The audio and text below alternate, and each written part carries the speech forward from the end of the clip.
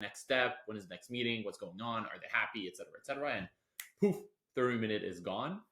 Whereas, as an example, I think the augmentation, both, I think you articulated it from the perspective of a rep, but from a perspective of a manager, I think being able to have, AI do a heavy lifting on the coaching side, and or both in terms of recommendations, in terms of like pre-writing stuff, synthesizing information, consolidating it, et cetera, et cetera.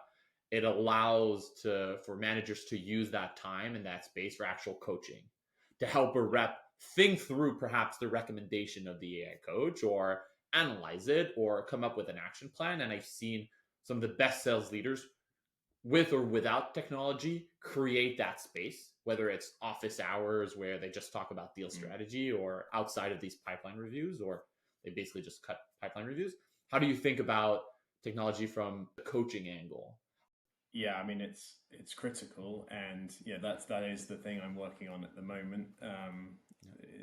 There is a product I can't talk too much about, but that will release fairly soon. But that is intended for coaches, and again, it's not intended to replace them.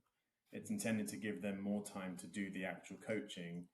Yeah. But it's very difficult to coach when you don't have exposure to everything. You've got eight salespeople doing their own thing all the time.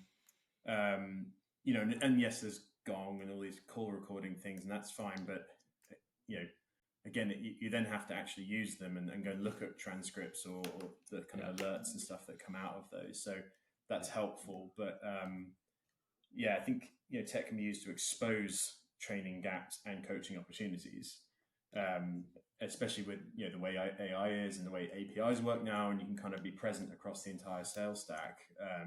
I think that's really critical.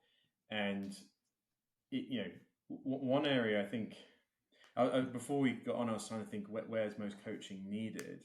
Yeah. And I think it's in discovery,